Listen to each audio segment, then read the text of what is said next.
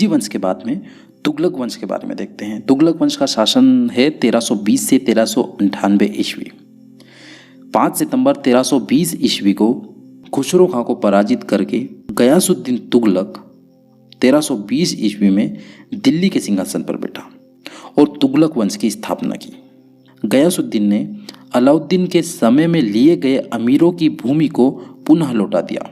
गयासुद्दीन ने सिंचाई के लिए कुएं एवं नहरों का निर्माण करवाया। नहरों का निर्माण करने वाले गयासुद्दीन प्रथम शासक थे। गयासुद्दीन तुगलक ने दिल्ली के समीप स्थित पहाड़ियों पर तुगलकाबाद नामक एक नया नगर बसाया था। रोमन शैली में निर्मित इस नगर में एक दुर्ग का निर्माण भी करवाया था। इस दुर्ग को 56 कोट के नाम से भी जाना जाता है। गयासुद्दीन तुगलक की मृत्यु 1325 ईस्वी में बंगाल के अभियान से लौटते समय जूना खां द्वारा निर्मित लकड़ी के महल में दबकर हो गई। गयासुद्दीन के बाद जूना खां मोहम्मद बिन तुगलक के नाम से दिल्ली के सिंहासन पर बैठा। गयासुद्दीन तुगलक के बाद बैठा मोहम्मद बिन तुगलक।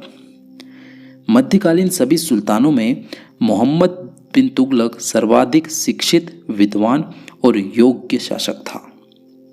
मोहम्मद बिन तुगलक को अपनी सनक भरी योजनाओं, क्रूर कृत्यों एवं दूसरे के सुख दुख के प्रति उपेक्षा भाव रखने के कारण स्वप्नशील, पागल एवं रक्त पिपासु कहा जाता है।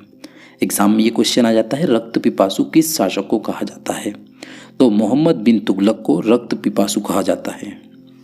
मोहम्मद बिन तुगलक ने कृषि के विकास के लिए अमीर एक कोही नामक एक नवीन विभाग की स्थापना की थी।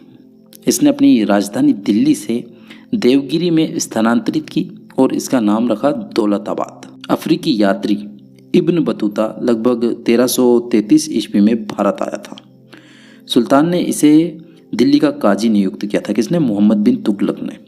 1342 ईस्वी में सुल्तान ने इब्न बतूता को अपने राजदूत के रूप में चीन भेजा था।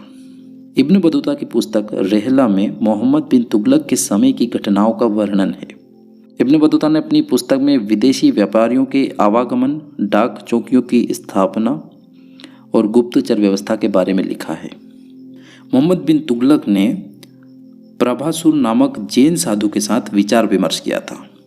मोहम्मद बिन तुगलक की मृत्यु 20 मार्च 1351 ईस्वी को सिंध जाते समय थट्टा के निकट गोडाल में हो गई। मोहम्मद बिन तुगलक के शासनकाल में दक्षिण में हरिहर एवं बुक्का नामक दो भाइयों ने 1336 ईस्वी में स्वतंत्र राज्य विजयनगर की स्थापना की थी। ऐसा क्वेश्चन आ जाता है कि विजयनगर की स्थापना भारत के किस शासक के समय हुई थी? तो मोहम्मद बिन तुगलक के शासनकाल के समय हरिहर और बुक्का ने विजयनगर की स्थापना की थी 1336 ईस्वी में। महाराष्ट्र में अलाउद्दीन बहमन शाह ने 1347 ईस्वी में स्वतंत्र बहमनी राज्य की स्थापना की थी। किसके शासनकाल में? मोहम्मद बिन तुगलक के शासनकाल में। मोहम्मद बिन तुगलक की मृत्यु पर इतिहासकार बदायूनी लिखता है, अंततः लोगों को उससे मुक्ति मिली और उसे लोगों से। मोहम्मद बिन तुगलक शेख अलाउद्दीन का शिष्य था।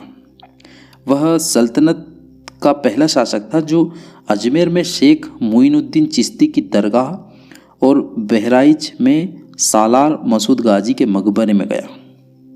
मोहम्मद बिन तुगलक ने बदायूं में मीरन मुलहिम, दिल्ली में शेख निज़ामुद्दीन औलिया, मुल्तान में शेख रुकनुद्दीन, अजूधन में शेख मुल्तान आदि संतों की कब्र पर मकबरे बनवाए। फिरोज तुगलक का राज्याभिषेक थट्टा के नज़दीक 1351 ईस्वी को हुआ। मोहम्मद बिन तुगलक के बाद आया फिरोज तुगलक। फिर से फिरोज का राज्याभिषेक दिल्ली में 1351 ईस्वी में हुआ। राजस्व व्यवस्था के अंतर्गत फिरोज ने अपने शासनकाल में 24 कष्टदायक करों को समाप्त कर केवल 4 कर रखे। कौन कौन से? खराज, खुम्स, जजिया और जकात। फिरोज तुगलक ब्राह्मणों पर जजिया लागू करने वाला पहला मुसलमान शासक था।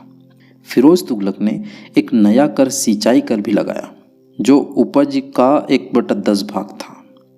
फिरोज तुगलक ने 5 बड़ी नहरों का निर्माण करवाया। फिरोज तुगलक ने 300 नए नगरों की स्थापना की। इनमें हिसार, फिरोजाबाद, फतेहाबाद, जौनपुर और फिरोजपुर प्रमुख थे। फिरोज तुगलक के शासनकाल में खिजराबाद एवं मेरठ से अशोक के 2 स्तंभों को लाकर दिल्ली में स्थापित किया था। सुल्तान फिरोज तुगलक ने अनाथ मुस्लिम महिलाओं, विधवाओं एवं लड़कियों की सहायता के लिए एक नए विभाग दीवान-ए-खैरात की स्थापना की थी। सल्तनत कालीन सुल्तानों के शासनकाल में सबसे अधिक दासों की संख्या फिरोज तुगलक के समय में थी, लगभग 1,80,000 दास। दासों की देखभाल के लिए फिरोज तुगलक ने एक नए विभाग की स्थापना की थी, जिसका नाम था दीवान-ए-बंदगान। फिरोज तुगलक ने अपनी आत्मकथा फतुहाल-ए-फिरोज शाही की रचना की। फिरोज तुगलक ने चांदी एवं तांबे के मिश्रण से निर्मित सिक्के भारी संख्या में जारी करवाए। फिरोज तुगलक की मृत्यु 1388 ईस्वी में हो जाती है। तुगलक वंश का अंतिम शासक नासिरुद्दीन महमूद तुगलक था। इसका शासन दिल्ली से पालम तक ही रह गया था। तैमूरलंग ने सुल्तान नासिरुद्दीन महमूद तुगलक के समय 1398 ईस्वी में दिल्ली पर आक्रमण किया। तो इस तरह हमने यहाँ पर तुगलक वंश के बारे में जाना। अगले वीडियो में हम सैयद वंश के बारे में पढ़ेंगे।